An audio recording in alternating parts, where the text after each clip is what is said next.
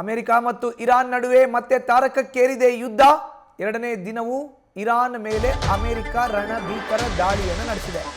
America Iran ನಡುವೆ ಇಷ್ಟು ದಿನ ಕದನ ವಿರಾಮ ಇದ್ದಂಥ ಯುದ್ಧ ಈಗ ಮತ್ತೆ ಆರಂಭ ಆಗಿದೆ. ಎರಡನೇ ದಿನವೂ ಕೂಡ ಇರಾನ್ ಮೇಲೆ ಅಮೆರಿಕ ರಣಭೀಕರ ದಾಳಿಯನ್ನು ನಡೆಸಿದೆ. ಇರಾನ್ ತನ್ನ ಸೇನಾ ಹೆಲಿಕಾಪ್ಟರ್ ಹೊಡೆದುರುಳಿಸಿದ್ದಕ್ಕೆ ಅಟ್ಯಾಕ್ ಮಾಡಿದೆ.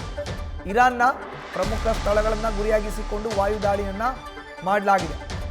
ಬಂದರು ಅಬ್ಬಾಸ್, ಕೇಶ್ಮ ದ್ವೀಪ, ಗೋಗ್ರಾನ್ ಪ್ರದೇಶದ ಮೇಲೆ ದಾಳಿಯನ್ನು ಮಾಡಲಾಗಿದೆ. 20ಕ್ಕೂ ಹೆಚ್ಚು ಯುದ್ಧ ವಿಮಾನಗಳ ಮೂಲಕ ಅಮೆರಿಕದ ಏರ್ ಸ್ಟ್ರೈಕ್ ಆಗಿದೆ. ಈಗ ಇರಾನ್ ರಾಡರ್ ಕಣ್ತಪ್ಪಿಸಿ ಅಮೆರಿಕಾಗೆ ವಿಮಾನ ನುಗ್ಗಿರುವಂಥ ಮಾಹಿತಿ ಇದೆ. ಇಟಲಿಯಿಂದ ಅಮೆರಿಕದ B-52 ಬಾಂಬರ್ ಯುದ್ಧ ಕೂಡ ಈಗ ಯುದ್ಧದ ಅಖಾಡಕ್ಕೆ ಎಂಟ್ರಿಯನ್ನು ಕೊಟ್ಟಿದೆ. ಈ ಮೂಲಕ ಯುದ್ಧ ಮತ್ತಷ್ಟು ತೀವ್ರ ಸ್ವರೂಪವನ್ನು ಪಡೆದುಕೊಳ್ಳುವಂಥ ಸಾಧ್ಯತೆ ಇದೆ. ಅಮೆರಿಕದ ದಾಳಿಗೆ ಇರಾನ್ನಿಂದ ಕೂಡ ಪ್ರತೀಕಾರದ ದಾಳಿ ಆಗ್ತಾ ಇದೆ. ಅಮೆರಿಕದ 5ನೇ ನೌಕಾಪಡೆಯ ಮೇಲೆ ಇರಾನ್ ದಾಳಿ ನಡೆಸಿದೆ. ಕುವೈತ್ನ ಬಹ್ರೇನ್ನಲ್ಲಿ ಇರುವಂಥ ಅಮೆರಿಕದ 5ನೇ ನೌಕಾಪಡೆ ಇರಾನ್ ದಾಳಿಯಿಂದ ಬಹ್ರೇನ್ನಲ್ಲಿ ಹೈ ಅಲರ್ಟ್ ಈಗ ಘೋಷಿಸಲಾಗಿದೆ. ಬಹ್ರೇನ್ ನಿವಾಸಿಗಳಿಗೆ ಸುರಕ್ಷಿತ ಸ್ಥಳಕ್ಕೆ ತೆರಳುವಂತೆ ಇದೇ ಸಂದರ್ಭದಲ್ಲಿ ಸೂಚನೆಯನ್ನು ಸಹ ನೀಡಲಾಗಿದೆ.